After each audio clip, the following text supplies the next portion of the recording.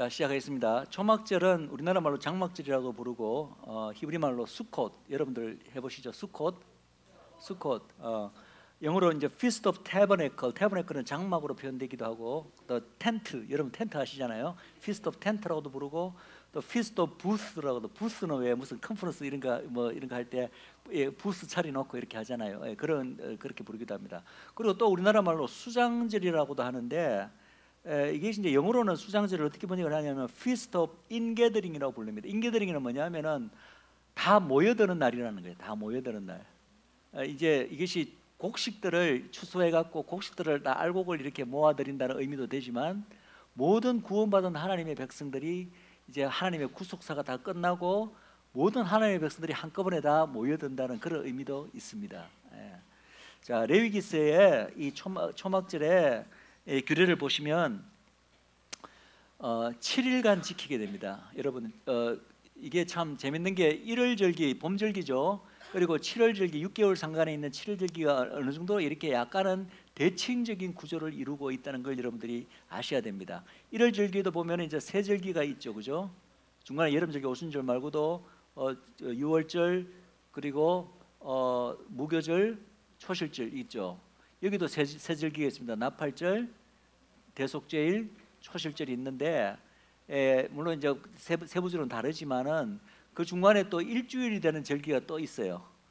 봄절기도 일주일 되는 절기가 있죠. 뭡니까? 무교절, 그죠? 무교절이 바로 15일부터 21일까지 일주일이죠. 근데 이때도 보니까 일주일간 지키는 절기가 있는데, 날짜 똑같이 7월 15일부터 21일까지 6개월 차이를 두고 똑같이 15일부터 21일까지 일주일간을 지키게 되어 있습니다. 여호와가 택하신 곳에서 지켜야 된다. 여호와가 택하신 곳이 어디입니까? 예루살렘이죠, 그죠? 역시 대대로 지킬 영원한 규례고, 그리고 재밌는 것은 무교절은 첫날과 끝날 7일째가 다 성회로 모이고 안식일입니다. 그런데 이 초막절은 첫날은 성회로 모이고 안식일로 지키는데 일곱째 날은 아니고, 그리고 재밌게도 초막절이 끝나고 난 다음에, 사실은 정식 절기는 아닌데 여덟째 날, 그러니까 유대력으로 하면 7월 22일이죠. 7월 22일 여덟째 날에 또 성회로 모이고 안식일로 지키라고 되어 있습니다. 그러니까 거의 이 여덟째 날은 초막절은 아님에도 불구하고 초막절 바로 그 다음 날인데, 거의 절기와 비슷한 무게를 가지고 하나님께서 그것을 너희들 지켜라 라고 명령하고 계시다는 것입니다. 그날 또 성회로 모이고, 성회로 모인 날은 절기밖에 없었잖아요, 지금까지. 그런데 여덟째 날에도 성회로 모이고 또 안식일로 지키래요. 그래서 이 여덟째 날을 이스라엘에서는 거의 절기에 못지않은 무게를 가지고 이 여덟째 날을 지키는데, 이 날을 여러 가지 명칭으로 부르는데, 사실 이것에 대한 것도 따로 있는데 이거는 오늘 하지는 않겠습니다. 시간이 없기 때문에. 이걸 토라절이라고 부릅니다. 토라절. 바로 그날 하나님께서 또 토라를 주신 날은 아닌데, 토라를 주신 날은 안식일이죠. 안식일이 아니고 오순절이죠, 그죠? 구약의 오순절 날 토라를 주셨는데, 그러나 토라를 주신 날이 아니라 토라를 주신 것을 감사하면서 축하하는, 셀리브레이션 하는 날로 토라절을 지킵니다. 그래서 여러분들 토라 폴션이라고 해서 유대인들은 1년 동안에 토라를 한번 다 이렇게 스케줄 따라 읽잖아요. 그러면은 토라를 1년 동안에 딱 읽고 마지막 날이 언제냐면은 이 초막절 마지막 날이 토라가 끝이 나는 날이에요. 그나마 토라절 바로 그 다음 여덟째 날부터 또 새로운 시작, 창세기 1장 1절부터 또 읽기 시작합니다. 창세기 1장 1절부터 읽기 시작한 날이 바로 토라절이다. 그리고 8이라는 숫자가 이 여덟째 날이라는 것이 굉장히 중요한 의미가 있습니다. 7이라는 숫자가 뭘 의미한다고 했죠? 7이 뭘 의미하죠? 그냥 완전수라고 그냥 애매하게 말씀하지 마시고 조금 더 구체적으로 완전.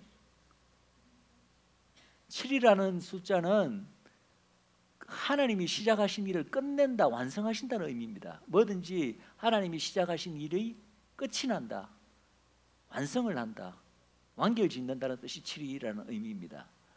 그럼 8이라는 숫자는 뭘까요?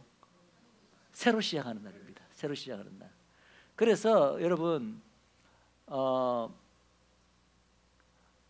사실은 이 제7일이 그 유대력으로 히브리적으로는 제7일이 해당되는 게 뭐죠? 안식일이죠. 토요일 안식일이 제7일이잖아요. 그럼 우리가 믿는 주일은 뭡니까? 우리는 이제 그 주의 첫날이기도 하지만 주 첫날이라고 부르죠. 그러나 사실은 제8일이에요. 새로 시작하는 날. 예수 그리스도의 십자가 사역으로 말미암아 모든 것이 이제 새로 시작한 날을 기리는 날이 제8일이고 그날이 부활절이고 주일이라는 날입니다. 주 첫날이기도 하지만 여러분들은 8이라는 숫자가 가진 의미를 생각해서 제8일이 바로 주일이다. 이렇게 또 생각해 보실 수가 있다는 것입니다. 이날은 이 초막절은 바로 이제 농경적으로는 토지 소산 수확을 마치는 날이다. 아까 그 신명기 말씀 읽었잖아요. 타작마당과 포도주 틀의 소출을 끝나고 그 다음에 7일 동안 초막절을 지낼지어다 이렇게 돼 있잖아요. 그죠? 그래서 토지 소산 수확을 마친다. 어쨌든 그것이 심판이든 하나님이 알고 주시든 간에 하나님의 구속 사역에 가장 중요한 것이 다 끝나버렸어요. 끝나고 난 다음에 시작되는 게 초막절이라는 거죠. 그 이제는 뭐 하나님께서 특별히 이루실 일이 남아 있는 게 아니라 이제는 모든 구속받은 사람들이 다 모여서 인게드링해서 뭐하죠? 하나님의 은혜를 찬양하고 감사하고 기뻐하고 즐기고 축제를 벌이고 축하하는 그 절기가 바로 초막절이다. 그렇게 생각하시면 될 것입니다. 예. 그리고 이제 실제로 레위기 23장의 규례, 이 초막절의 규례에 의하면 첫날에 4종류의 식물, 즉 종려나무 가지, 아름다운 나무 실과 무성한 가지, 시내뻗을 가지를 흔들며 여호와를 어떻게 하라고요? 즐거워하라. 무조건 즐거워해야 된다. 이때는 슬픔도 다 끝났어요. 통곡하는 일도 다 끝났어. 이미 그 앞에 다 끝나버렸어. 이때는 뭐만 남았어요? 여호와께서 모든 천하 만민 하나님의 백성들의 눈에서 모든 눈물을 씻기시고 이제는 뭐만 남았다고요? 기뻐할 일만 남았다. 즐거운 신혼도 다 끝났어. 원수 갚아 주시는 일도 다 끝났어. 이제는 기뻐한 일만 남았는 것을 나타내는 것이 바로 초막절이다. 그래서 온전히 즐거워해야 한다. 그런데 이 중에 이제 종려나무 가지가 등장합니다. 바로 예수님의 초림 때도 벌써 이게 등장하는 걸 여러분들 아시죠? 그러니까 초막절의 팀이 일부가 벌써 또 초림에도 나타났다는 거죠. 사실은 6월절에는 이 종려나무 가지를 흔들어서는 안 돼. 이는 본래 초막절에 이제 오는, 그리고 이들은 또 어떤 의미로 초막절에 이스라엘의 메시아가 온다는 그런 또 어떤 유대적인 기대가 있었거든요. 그렇기 때문에 이제 예수님을 믿던 자들은 사실은 예수님이 낙이 타고 오실 때 이분이 메시아, 유대민족의 메시아임을 인정하는 몇몇 소수의 사람들이 이걸 흔들었는데 그것은 사실은 초막절에 흔들어야 되는 건데 땡겨서 미리 흔들으신 거죠. 그리고 이 종려나무 가지가 어디 등장합니까? 계시록에 보니까 마지막에 하늘 그 예배를 드리는데 보니까 온 백성, 온 만방, 온 족속, 온 방언으로부터 구원받은 사람들이 셀 수 없는 무리들이 흰 옷을 입고 뭘 흔들며? 종려나무 가지를 흔들며 하늘에서 예배를 드리는 모습. 거기에 등장하는 것이 또 종려나무입니다. 그리고 사실은 이 4가지 식물을 이제 흔들면서 즐거워라고 되어 있는데 이 4가지 식물이 다 어떤 영적인 의미가 있다고 봅니다. 저는 그까지는 이제 깊이 아직 좀 더 연구를 해야 될 것 같아요. 유대적인 설명은 있습니다. 근데 유대적인 설명을 따르는 게 아니잖아요, 우리는. 왜냐하면 유대적인 설명은 그들은 아직 예수님을 모르고 있기 때문에. 그래서 저는 이제 모든 절기가 예수님을 나타내는 것이기 때문에 이런 4가지 식물들조차도 각각의 어떤, 물론 이제 기본적으로 유대적인 설명을 좀 제가 참고로 확인해야 되겠지만 예수님과 연관된 뭔가 이 복음적 진리와 연관된 부분이 있으리라고 저는 믿습니다. 근데 그까지는 제가 아직까지 더 연구가 더 깊이 해야 될 부분이라고 믿는데, 하나 이제 에토로그와 관련해서 이제 이거는 이제 그 의미하고는 관계 없는 것인데 제가 시간이 허락할지 모르지만 잠깐만 말씀드리면은 유대인들이 참 얼마나 이 절기를 사랑하고 절기를 정말 마음을 다하여 지키는가를 제가 한번 어느 영화를 하나 이제 이스라엘 가는 동안에 이 초막절에 관한 이스라엘에서 만든 영화를 봤는데 제가 아직까지 그 영화가 참 마음에 깊이 남아서 제가 잠깐 소개를 드릴게요. 이 정통 유대인들 참 예수님은 모르지만 너무나 가난하게 살잖아요. 자기들끼리 모여가 사는데. 근데 그들에게는 1년에 한 번 이 초막절이, 이 초막, 여러분들 7절기 중에서 가장 볼만한 거리가 많은 절기가 뭐냐면 초막절입니다. 왜냐하면 이스라엘 전체가 뭐로 덮입니까? 초막으로 덮이게 됩니다.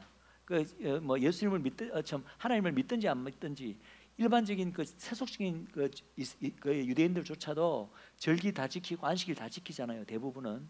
그래서 그들은 의미도 모르고 그냥 초막을 지어라 했기 때문에 심지어는 베란다에 지을 데가 없음에도 불구하고 베란다 아파트 베란다에도 다 초막을 지어놓고 이렇게 지냅니다. 더더구나 이제 이 정통 유대인들은 어떻게 했어요?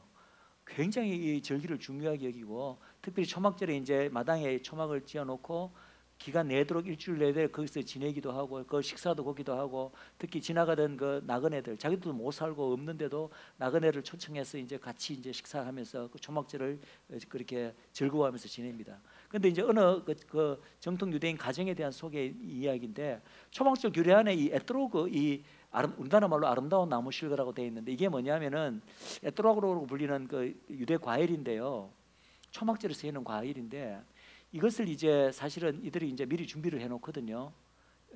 근데 이 과일이 이게 종류가 좀 몇 가지가 있는데 그 중에 굉장히 비싼 게 하나 있어요. 흠도 없고 아름다운 걸 이제 구하려고 하다 보니까 굉장히 비싸. 근데 이 가정이 너무나 가난하다 보니까 이걸 살 형편이 안 되는 거예요. 그래도 이제 가기를 지날 때마다 이 유대인 이 부부가 원래 초막절에는 초막도문을 지어야 되겠지만 저거를 꼭 내가 사갖고 여호와께 한번 드리고 싶다 이런 마음의 소원이 있는데 돈이 안 되는 거지. 그래서 막 딴 거 다 아끼고 막 정말 막 아껴갖고 진짜 거액을 투자해갖고 그 에트로그를 사다 놓은 거야. 사다고 이제 집안에 딱 이렇게 모셔놨는데, 근데 이제 그 옛날에 이제 어릴 때부터 친구로 지내다가 이제 범죄를 저질러 감옥 속 가 있는 친구가 있었는데 이 친구가 퇴소를 하게 됐다면서 초막절에 찾아온 거야. 이 사람은 이미 하나님을 떠나 하나님도 믿지 않고 있을 때도 마땅치 않으니까 이 집에 그냥 소위 빈대치러 온 거예요. 그냥 와갖고는 이제 곧 초막절에 이제 절기도 해야 되는데 갈 생각을 안 한 거야. 그래서 그 집안에 있는 음식 냉장고 여러 가 다 끓여 먹고 여도 먹을 게 없는데 하여튼 그 집에 막 그 민폐를 끼치고 있는 거예요. 그래도 이제 이 유대인 부부는 그래도 손님을 선대하라 했기 때문에 쫓아내지는 못하고 그래도 좋은 마음으로 그냥 그래 갔다가 가는데 한 번은 주인이 이렇게 집을 비운 사이에 이 사람들이 이제 먹을 게 없나가 이제 냉장고는 다 벌써 다 비었고 하다가 보니까 이 먹음직한 이 에트로그 열매를 홀랑 까갖고 그걸 먹어버린 거예요. 이 사람들이 이제 와가 보니까 그 거액을 투자했고 만든 에트로그가 없어졌네. 그래갖고 이제 막 이때는 이 사람들이 막 폭발을 한 거지. 더 이상 참다가 그래 이게 어떤 건지 알았냐고 그러면서 막 여호와께 드리려고 했는데 너희들이 이걸 했다고 하면서 막 호통을 치고 해갖고 결국은 자기들도 막 부끄럽고 하니까 이제 막 면목이 없고 하니까 그걸 우리 더 이상 그럼 너희 집에 못 있겠다고는 걔들 떠나고 난 다음에 이제 이 부부가 이제 생각을 해보는 거지.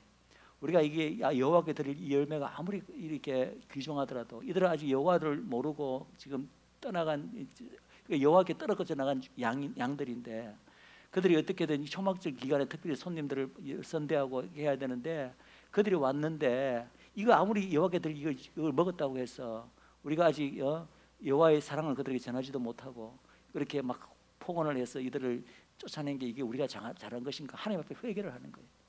회개를 하면서 참 잘못했다 하나님 정말 다시 우리가 이것을 만회할 기회를 주십시오. 이들을 다시 한번 우리에게 보내주시면은 우리가 정말 하나님의 사랑으로 이들을 선대하고 하겠습니다. 그 열매가 뭐 아무리 하나님께 드릴 열매라 하지만 그게 이 영혼보다 귀중하겠냐 이건 이제 깨달음이 온 거예요. 그래갖고 그러고 있는데 진짜 이 사람들이 나가 마땅하게 또 돌아갈 다니봤자 있을 때도 없고 하니까 또 비실비실 또 나중에 또 그 집을 찾아 들어왔네. 그러니까 이 부부가 또 막 없는 살림에 또 온갖 거 또 막 음식을 또 산더미 같이 준비하고 막 온갖 정성껏 차려갖고 이 또 그 와중에 자기 친구까지 데리고 왔어. 와갖고는 이제 다 대접하고 하면서 그 초막절 이제 마지막 날을 그렇게 그들과 아름답게 보내는 그 과정을 이제 쭉 이렇게 했는 그것을 이제 봤습니다. 그래서 제가 이들이 참 아직 예수님에 대해서 눈이 가려져 있고 참 모르지만 영적으로 아직 모르지만 이렇게까지 참 여호와를 사랑하고 여호와의 말씀을 어떻게든지 그 가난한 살림에도 지키려고 이렇게 애를 쓰고 하고 있구나. 그리고 어떻게든지 이 여호와의 사랑을 형제들에게 실천하려고 이렇게 하는 모습, 이런 모습이 참 제 마음에 깊이 그 영화를 보면서 감동이 되더라고요. 그러면서 참 우리가 정통파 유대인들 같으면 늘 뭐 예수 믿는 사람을 쫓아다니면서 박해하고 막 핍박하고 이래갖고 굉장히 우리들 마음에는 좀 미워하는 마음도 좀 생기고 하는데 그들의 이런 모습을 보면서 우리가 미워할 것만은 아니겠구나. 아직까지 영적으로 이들이 눈이 가려 있어 비늘이 덮여 있기 때문에. 그런데 하나님께서 한꺼번에 이제 성령을 부어 주시면 그들이 비늘이 벗겨지면 한꺼번에. 그래서 제가 어제 이제 브레드 TV 하면서 그 이제 뉴스를 이렇게 최근 이스라엘 뉴스를 이야기하는데 어떤 뉴스가 나오냐면은 해방 당시에는 이 정통 초정통 유대인들의 숫자가 7천 명밖에 안 됐대요. 전체 이스라엘 인구 중에 0. 몇 %밖에 안 됐대요. 근데 이들이 이제 계속 이제 애를 많이 낳는 거야. 피임을 안 하고 애만 낳다 보니까 세금 안 내지, 군역 안 내지. 그러니까 점점 이스라엘 안에서 이 인구가 늘어날 뿐만 아니라 퍼센테이지도 지금은 거의 14%를 차지한대요. 몇 년 안에 16%까지 차지한대. 근데 이들은 아직 예수님을 계속 반대하고 막 예수 믿는 자를 핍박하고 다니잖아요. 그래서 언뜻 우리가 인간적으로 생각해 보면은 예수 핍박하는 이 정통 유대인들이 늘어나는 게 이게 굉장히 이게 좋지 않은 거, 안 좋은 거 아닌가? 이게 굉장히 안 좋은 현상 아닌가? 이렇게 이제 볼 수도 있는데 저는 사실은 반대로 봅니다. 이들은 세속 유대인들하고 다르잖아요. 그들이 믿는 거는 하루 종일 성경 읽고 어떻게든지 여호와의 가난하지만은 그 극한적인 가난함 가운데서도 어떻게든지 그들의 메시아를 아직까지 기다리고 있고 또 하나님의 뜻을 나름대로 살려고 물론 그 가운데서 동성애자도 있고 뭐 형편없이 사는 자도 있지만은 그래도 아직 예수님에 대해서는 눈이 안 열렸을 뿐 그래도 하나님을 향한 순수한 마음이 있는 자들이야. 하나님의 법을 정말 생명같이 지키려고 애를 쓰는 자들이야. 그런데 이들이 마치 사도 바울이 예수님을 모를 때 그렇게 유대인을 핍박하다가 한순간에 이제 하나님께서 성령께서 역사하시면은 사도 바울이 사울에서 바울로 되잖아요. 마찬가지예요. 이스라엘이 민족의 마지막에 민족적 구원이 지금 약속되어 있는 걸 우리가 이제 저기를 통해서 보는데 그렇게 되려면 하나님을 경외하는 예수님에 대해서는 아직 가려져 있지만 하나님을 경외하는 이 정통파 유대인들의 숫자가 이스라엘 인구 전체에서 그 비율이 늘어나는 게 꼭 나쁜 것만 아니라는 생각이 드는 거예요. 어쩌면 마지막에 한꺼번에 성령이 폭발수같이 부어지면 한꺼번에 정말 이스라엘 민족의 구원의 그 주역이 될 그래서 정말 예수님을 정말 목숨같이 사랑하고 따라갈 그 세대들을 하나님께서 미리 지금 준비시켜 놓고 있는 것이 아닌가. 하나의 그런 마지막 무대의 어떤 무대를 지금 하나님께서 꾸미고 계신 게 아닌가. 그래서 정통 유대인들의 숫자가 늘어나는 것을 꼭 부정적으로만 볼 필요가 없다는 저는 생각이 들더라고요. 여러분들은 뭐 혹시 어떤 다르게 생각하실지는 모르겠지만은 그래서 지금 이야기가 또 옆으로 좀 많이 벗어났습니다만은 에트로그 이야기가 나와서 자, 이거 계속 또 한번 보겠습니다. 잠깐만요. 이게 왜 안 없으시나?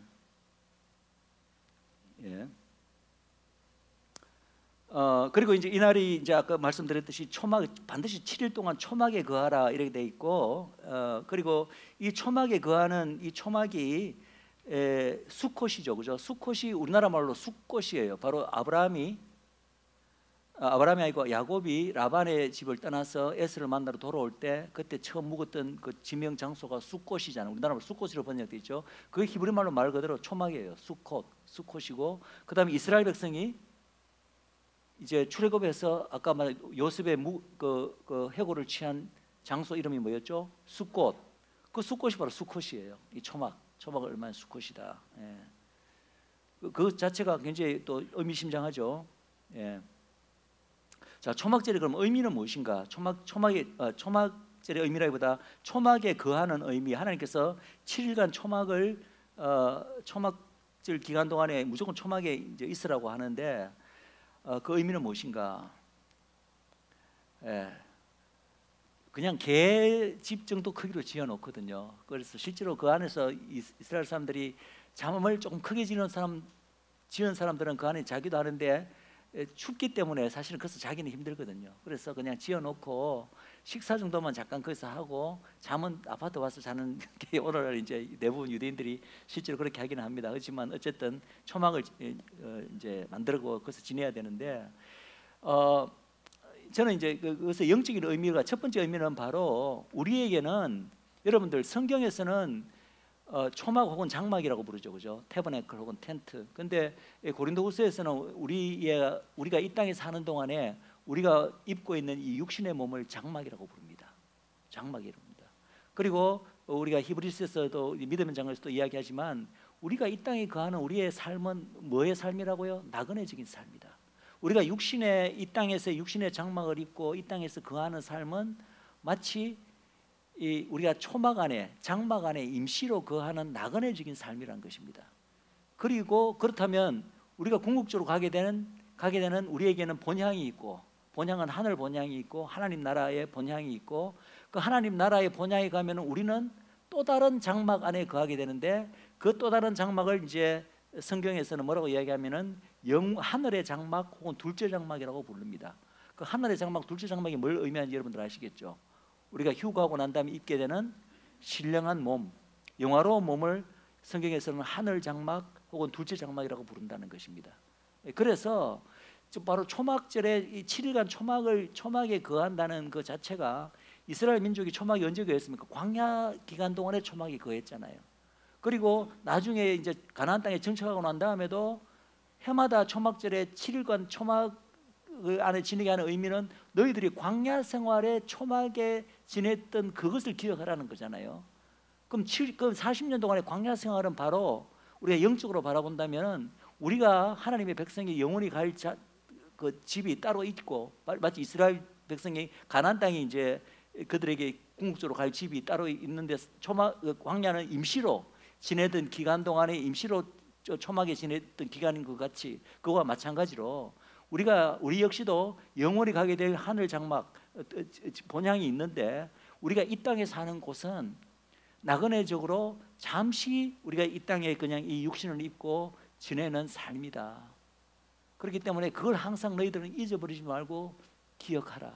이 땅에서의 삶이 마치 영원히 이 땅에서 집 짓고 영원히 이 땅에서 무슨 영생을 누릴 것처럼 그런 마음으로 살지 말고, 너희들이 이 땅은 그냥 스쳐 지나가는 나그네와 같은 삶이기 때문에 이 땅에 있는 육신도 결국은 다 벗어버리게 될 것이고, 영원한 하늘 본향에서 영원한 육신을 입게 될 그 하늘의 그 집 둘째 장막을 사모하면서 이 땅의 삶은 그냥 지나가는 삶으로, 나그네적인 삶을 살라. 그것을 기억하라는 의미로 이스라엘 백성에게 7일간 초막 안에서 지니게 했다는 것입니다. 그것이 첫 번째 초막 안에 거하는 의미입니다. 또 둘째는 뭡니까? 두 번째 의미는 이제 실제로 성경에서 말하고 있는 거지만, 여러분도 아시다시피 이스라엘이 40년간 광야 기간 동안에 그들의 신발이 헤어지지 않았고, 입고 있던 의복이 헤어지지 않았고, 그리고 하늘에서는 매일같이 만나로 메추라기로 먹였잖아요. 즉 뭡니까? 하나님의 초자연적인 보호하심과 공급하심. 비록 아주 떵떵거리고 아주 호화롭게 이스라엘 민족이 먹고 싶은 거 다 먹고 살지는 않았지만, 적어도 이 땅에 광야의 생활을 하는 동안에 하나님의 백성들에 대해서 하나님께서 눈동자같이 지키고 인도하시고 보호하시고, 또 필요를 다 공급해 주신다. 필요한 것을 다 공급하신다. 사실 영양분으로 가장 완벽했던 식품이 뭐였겠어요? 우리가 만나의 성분을 알 수 없지만은, 그게 그들을 하도 먹다 보니 질려갖고 딴 것도 찾았지만은, 사실은 하나님이 만들어 주신 만나의 식품이야말로 그거 하나만 먹어도 영양적으로는 가장 완벽했던 식품 아니겠어요? 뭐 하나 결핍된 게 없어서 그래서 저는 믿습니다. 그런데 그것도 이제 분에 넘쳐갖고 겨워서, 그냥 보기 겨워서 그렇게 했지만, 어쨌든 중요한 것은 하나님께서 이 땅에 있는 하나님의 백성들의 모든 필요를 채워주십니다. 그런데 그 필요를 넘어서 우리가 항상 바라잖아요. 필요를 넘어서 그냥 우리의 욕심 때문에 더 좋은 것을 더 취하고 싶고 더 잘 살고 싶고 이런 걸 하기 때문에, 그거 하느라고 하나님 주신 아까운 우리 시간과 삶을 얼마나 많이 그게 투자하고 낭비를 합니까? 그냥 필요한 만큼은 하나님께서 다 채워주십니다.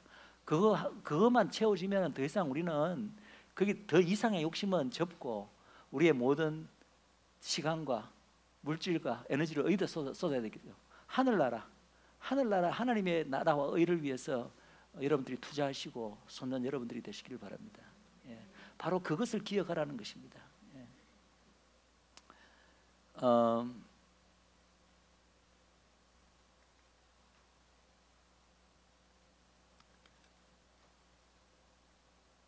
자, 이거는 이미 제가 말씀을 설명했기 때문에, 여기 보면 하늘에 있는 영원한 집, 하늘로부터 오는 우리 처소로 덧입기를 사모한다는 말이 고린도후서 5장에 있죠. 이게 결국은 이제 그 말이죠, 그죠? 그리고 히브리서 말씀 이 땅에서는 이제 이방의 땅에 있는 나그네와 같은 삶을 살아야 된다.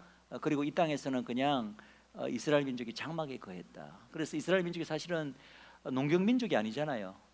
그것도 참 의미심장합니다. 이스라엘 민족을 늘 양으로 묘사하고 있고 우리 메시아는 양을 치는 목자로 묘사하고 있고 유목 민족이 본래 이스라엘 민족이잖아요. 예. 그래서 유목 민족은 늘 돌아다니는 거 아닙니까? 저 처소도 하나 영원히 살 것처럼 그냥 고정된 집을 지어 놓는 게 아니라 늘 장막을 쳤다가 또 옮겨 다니고 그래서 이 땅에 있는 삶이 본래 그렇다. 하나님의 백성들의 삶이 그렇다는 것을 상징적으로 보여주는 게 바로 이스라엘 민족의 삶입니다. 그래서 실제로 이스라엘 민족의 그 선조들 그들 역시도 다 양치는 자들이었고 장막에 거하는 자들이었다. 마음은 늘 하늘의 본향을 사모하는 자들이었다. 그런 이야기를 하고 있는데 그것이 다 초막절의 의미와 맞닿아 있다. 자, 아까 이거는 아까 이미 제가 말씀드렸죠. 초막절의 시기 자체가 이미 타작마당과 포도주 소출을 수확한 후에 지킨다. 이것은 바로 대속죄일의 them이라고 말씀드렸습니다. 주제라고 말씀드렸습니다. 그래서 대속죄일 끝나고 난 다음에 다 마친 후에 이제 지키는 절기가 초막절이라는 것을 말씀드리고 또 하나 이제 중요한 것이 자녀와 노비 성중에 거주하는 레위인과 객과 고아와 과부가 함께 즐거워한다. 객과 고아와 과부가 함께 즐거워한다. 이 안에 저는 이스라엘과 열방이 함께 즐거워하는 그 모습이 이 표현 안에 같이 들어가 있다라고 생각합니다. 그거는 제가 이미 말씀을 드렸고 그리고 난 다음에 여호와께서 또 하나 즐거워하는 이유로 이렇게 이야기를 합니다. 여호와께서 모든 소출과 손으로 행한 모든 일에 복 주실 것이므로 온전히 즐거워할 것이다. 오순절도 즐거워해야 되고 초막절도 즐거워해야 되는데 특별히 더 즐거워해야 되는 것은 초막절이라는 거죠. 왜냐하면 초막절에는 그냥 즐거워하는 게 아니라 온전히 즐거워하라 이런 표현이 나는데 이 온전히 즐거워한다는 표현이 우리나라 말로는 이게 어떻게 하는 게 온전히 즐거워하는 건가? 저도 그 뜻이 확 와닿지 않았는데 영어 표현을 보니까 그게 딱 와닿더라고요. 영어 표현은 어떻게 되냐면 only rejoicing. only라는 표현 아시잖아요, 그죠? 즐거워하기만 하라는 뜻이에요. 그러니까 그게 온전히 즐거워한다는 거하고 그 뜻이 애매해지는데 only 즐거워하기만 하라 하면은 그게 더 이제 뜻이 분명해지죠. 이 날은 무조건 즐거워하기만 해야 되는 날인데 그 이유가 뭐냐면은 여호와께서 모든 소출과 손으로 행한 모든 일에 복 주실 것이기 때문에 이게 무슨 말인지 아시겠죠? 초막절은 한마디로 말하면은 하나님의 모든 인류 구속사가 매듭을 짓고 끝이 났고 이제는 영광스럽게 주님께서 이 땅에 오셔서요 다시 이제 우리 가운데 거하시면서 온 열방과 이스라엘을 친히 통치하시는 영광스러운 메시아닉 왕국이 시작됨을 기리는 축하하는 절기가 초막절입니다. 그러면 생각해 보세요. 주님께서 오시기 전에는 우리가 행한 모든 일에 소출에 이 복이 없죠. 특히 이스라엘은 그랬습니다. 이스라엘 회복 전에는 그들이 늘 그들 손에 기름이 없고, 그죠? 기름이 없고 포도주가 늘 없고 그들이 농사를 지어도 남들이 가져가고 이런 표현들이 이제 이스라엘 민족의 그 상태를 한마디로 표현하는 말이었다면 회복된 이스라엘에게는 이제는 너희들이 농사 지은 것들, 너희들이 포도주, 소출 모든 것들이 너희들이 기름을 짠 것들이 이제는 너희들이 온전히 그것을 취할 수 있을 것이다. 즉 뭐냐 하면은 억울하게 나의 노력의 대가라든지 이것들이 억울하게 그 결실을 보지 못한다거나 뺏기는 일이 없다는 거예요. 언제? 하나님이 친히 통치하시는 영광스러운 메시아닉 왕국이 되면은 뿐만 아니라 그때는 모든 가난과 모든 빈곤, 모든 무슨 질병, 모든 전쟁 다 그칠 때잖아요. 그러니까 하나님의 이 평화와 공의가 강같이 흐를 뿐만 아니라 하나님의 풍요조차도 이 땅을 가득 채우게 되고 우리가 모든 것에서 진짜 물질적으로나 모든 면에서 결핍한 것이 없는 그때가 이제 정말 영광의 영화로운 메시아닉 왕국이 이제 시작되는 것을 기념하는 날 절기가 초막절 아닙니까? 그러니까 그 표현이잖아요. 앞으로 이제는 이 천년 왕국 동안에는 이제는 놀라운 하나님의 이 풍요와 이 평강이 넘칠 것이다. 그렇기 때문에 너희들이 걱정할 필요도 없고 염려할 필요도 없고 뭐만 남아있다? 기뻐할 일만 남아있다. 기뻐하기만 해라. 그것이 바로 초막절이라는 거죠. 그래서 느헤미야에도 보면은 느헤미야 8장에 보면은 바벨론 포로에서 돌아온 이들이 마침 그때가 초막절 절기였던 것 같아요. 그래서 이런 표현이 있습니다. 사로잡혔다가 돌아온 회중이 다 초막을 짓고 그 안에서 거하니 눈의 아들 여호수아 때로부터 그날까지 이스라엘 자손이 이같이 행한 일이 없었으므로 이에 크게 기뻐하는 날이 바로 초막절이다. 그래서 초막절의 다른 명칭이 뭐냐면 기쁨의 절기입니다. 기쁨의 절기 하면 또 여러분들이 딱 연상되는 게 하나 있죠. 뭡니까? 기쁨의 절기. 예수님 오신 절기. 예수님 탄생. 뭔가 연결이 되어지죠, 그죠? 그 부분은 제가 이제 좀 이따 곧 다루겠습니다. 그리고 하나 재밌는 것은 이 초막절에 또 하나 중요한 우리가 이제 이렇게 기억할 만한 규례 중에 하나가 민수기에 나오는데요. 민수기 29장에 보면은 이 초막절 7일간 지키잖아요. 7일간 지키는 동안에 매일같이 이제 수송아지들과 수양 뭐 이런 이제 이 양들도 드리고 송아지들도 이제 하루에 첫째 날에는 뭐 몇 마리 뭐 몇 마리, 둘째 날에는 또 뭐 몇 마리 이렇게 마리 수가 달라지거든요. 뭐 그것도 이제 어떤 의미가 있는지 그거는 저 잘 모르겠습니다. 그것도 뭐 어떤 의미가 있는지 몰라도 그건 결국은 우리가 어떤 의미를 붙이든 그거는 해석의 영역이고 정답이 없는 영역이고 얼마나 성경적 계시에 충실하게 해석을 해내느냐 그 문제이기 때문에 정답은 없는데 하나 이제 중요한 사실은 뭐냐면은 어떤 사람이 참 재밌는 일을 해봤는데 이 7일간 초막절 절기 동안에 드려지는 수송아지들의 숫자를 다 한번 더해봤어요. 더해봤더니 정확하게 몇 마리가 나온지 아십니까? 70마리가 등장합니다. 초막절 7일 동안에 드려지는 수송아지들의 숫자가 70마리다. 70이 뭘 상징한다고요? 이제 저하고 이거 하신 분들은 이건 아셔야 돼요. 70이 뭘 상징합니까? 온 열방을 상징하는 숫자입니다.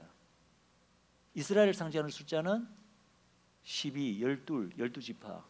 온 열방을 상징하는 숫자는 70. 제가 그 말씀드렸죠. 엘림이라는 곳 말씀드렸죠, 그죠? 거기에 뭐가 있었다고요? 12개의 물샘, 오아시스와 70그루의 종려나무. 그게 바로 열방과 이스라엘과의 그 관계를 상징적으로 보여주는 놀라운 관계라고 제가 말씀드렸죠. 그래서 성경 전체가 사실은 70은 이스라엘을 나타내는 숫자고 열방을 나타내는 숫자인데 이스라엘은 벌써 구약 시절부터 이스라엘 안에 열방을 품고 있었다. 왜? 열방에 대해서 이스라엘은 장자 국가고 열방을 대표하는 제사장 국가이기 때문에 하나님과 이스라엘만 뭐 계속 뭔가 딜이 있었던 기간 같지만 구약 시기가 사실은 그게 아니라 이스라엘과 하나님 사이의 그 모든 딜 안에 누가 벌써 참여하고 있었다고요? 70장로 시스템을 통해서 벌써 열방을 이스라엘은 품고 있었다는 거죠. 열방이 벌써 하나님과 이스라엘과의 그 모든 언약이나 그 관계에 열방을 상징하는 70장로가 같이 참여하는 거예요.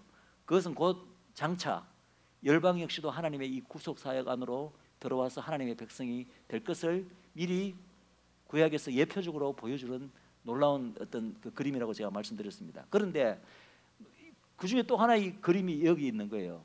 이 초막절은 그냥 이스라엘 민족이 지키는 거잖아요. 구약 동안에. 그런데 그 동안에 특히 초막절 7일 동안에 70마리의 이 수송아지를 드리라는 거죠. 7일간에. 그러면 이제 이것의 의미는 무엇인가? 결국 해석의 영역이고 이거는 결국은 또 꿈보다 뭐가 좋아야 된다고요? 해몽이 좋아야 한다. 그럼 어떻고 이제 70이라는 숫자를 우리가 성경 전체에서 나타내는 이러한 의미를 열방을 나타내는 숫자로 바라볼 때 그러면 열방을 나타내는 이 70마리의 숫자가 초막절 7일 동안에 제사로 계속 드려진다는 것은 어떤 의미가 있을까? 특히 이스라엘이 열방의 장자 국가고 열방을 하나님 앞에 올려드리는 제사장적인 역할을 감당하는 그런 국가라는 개념을 여러분들이 가지고 이것을 해석하시면 여러분들이라면 어떻게 해석하시겠어요? 제가 보기에는 해석은 하나밖에 없는 것 같아요. 열방을 하나님께 드리면서 지금 열방을 위한 중보적 행위가 올라가고 있다는 거죠. 70마리의 수송아지가 하나님께 드려진다는 것은 이스라엘이 이 70 송아지가 열방을 의미한다는 것을 알고 그런 의도를 가지고 이렇게 드렸는지는 그건 알 수는 없어요. 아마도 아닐 수도 많아요. 저는 아닐 경우가 많다고 봅니다. 이런 이해를 우리가 지금 가지고 있는 이해를 아마 그 당시 구약 시대 때 이스라엘은 가지지 못했을 거예요. 아마도. 그러나 그렇더라도 하더라도 영적인 차원에서는 이 구약의 모든 제사 제도도 그렇고 다 예수님을 상징하고 예수님을 예표하는 것들이잖아요. 그런 것들이 계속 올라갈 때 하늘에서는, 이 영적인 세계에서는 그것이 결국은 그것의 참 의미, 예수님의 의미 혹은 이어서는 열방을 의미하는 이런 것들이 다 하나님 앞에서는 그 의미로 받아들여졌으리라고 저는 믿습니다. 그렇기 때문에 이스라엘 백성들이 모르고 한 어떤 그러한 것들이라도 계속 메시아를 구약의 모든 제사 제도라든지 절기를 지키면서, 절기 전체가 예수님을 의미하기 때문에 제가 처음에 첫 시간에 절기를 지키는 의미를 할 때 제가 말씀드렸죠. 절기를 지키는 의미가 뭐라고요? 절기 전체가 예수님을 나타내기 때문에 그 의미를 그들이 이해했든 못했든 간에 그 절기를 지킴으로 말미암아 예수님, 그 절기의 주인공이신 예수님을 이 땅에 초청해 드리는 영적인 의미가 있었을 것이다 라고 제가 말씀해 드렸죠. 마찬가지 의미예요. 그들이 70마리의 이 수송아지가 열방을 상징한다 안 한다, 그것을 의식했든 못했든 간에, 알았든 간에 못했든 간에 그들이 하나님의 명령에 순종해서 매해 이렇게 70마리의 수송아지를 드릴 때 우리가 이제 해석을 하기에는 그것이 하나님께는 열방을 대표하여 열방의 제사장 국가 이스라엘이 열방을 하나님께 올려드리며 중보적으로, 왜? 초막절이 뭐라고요? 초막절은 이스라엘뿐만 아니라 온 열방이 하나님의 구속사 안에 들어왔고 그 구속사가 다 끝남으로 말미암아 이스라엘과 온 열방이 함께 기뻐하기만 해야 되는 그 절기가 초막절이잖아요. 모든 절기 가운데 가장 이방인들과 연관성이 깊은 두 절기가 뭐라고 제가 말씀드렸죠? 오순절과 초막절. 그렇기 때문에 이 초막절에 70나라의 이 열방을 상징하는 수송아지를 올려드리며 이 제사 드리는 게 더 의미가 있잖아요. 장차 열방 역시도 이 초막절이 의미하는 이 모든 이것에 열방이 마침내 합류하게 될 것을 계속해서 하나님 앞에 올려드리며 그렇게 중보적 제사를 드리고 있는 것이다. 예. 그래서 구체적으로 이제 한마디로 초막절은 rejoice, praise, celebrate, 기뻐하라, 찬양하라, 그리고 축하하라, celebrate. 예. 무엇을 저렇게 기뻐해야 되고 찬양해야 되고 축하해야 되는가?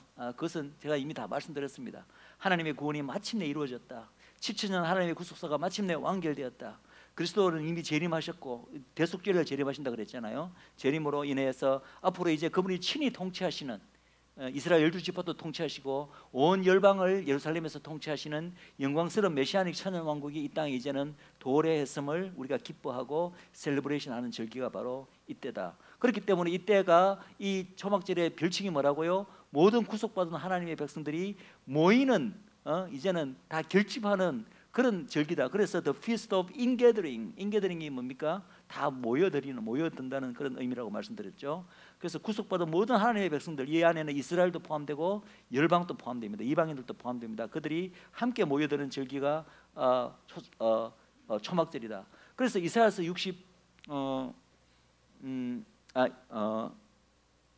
66장이죠. 잠깐만요. 이사야서 66장이 스가랴서 14장입니다. 죄송합니다. 스가랴서 14장에 보면은 이제 천년 왕국에 대한 모습이 이렇게, 여기도 제가 아마도 슬라이드가 있지 싶은데 거기 보면 어떤 모습이 있냐면은 천년 왕국 동안에 모든 열방의 남은 자들은 반드시 초막절날 어디로?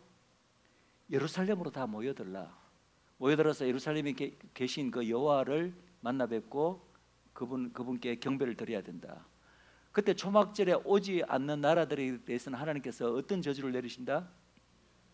비를 내리지 않는 저주를 내리시겠다고 되어 있습니다. 그래서 특별히 초막절은 물론 모든 절기가 다 아마도 천년왕국 동안에 다시 이제 reinstate, 즉 다시 이제 재개되리라고 이제 우리 에스겔서 말씀 같은 걸 통해서 우리가 알 수가 있지만, 특별히 초막절은 the feast of ingathering, 다 모여드는 절기이기 때문에 그 모여드는 것이 예수님 처음에 오셨을 때만 모여드는 게 아니라 해마다 이제는 예루살렘이 기본으로 있는 유대인들뿐만 아니라 온 열방의 남은 자들도 다 어디로? 예루살렘으로 모여서 예루살렘에 계신 그분 왕, 그죠? 이 땅에 다시 임하여 계신 그분 왕을 경배하고, 그 다음에 또 경배의 목적만이 아니라 어떤 목적이 있죠? 예루살렘에 모여드는 목적은 이사야서에 오라 우리가 여호와의 산에, 그 가는 목적이 뭡니까? 율법이 시온에서 나오고 하나님의 도가 시온에서 나온다.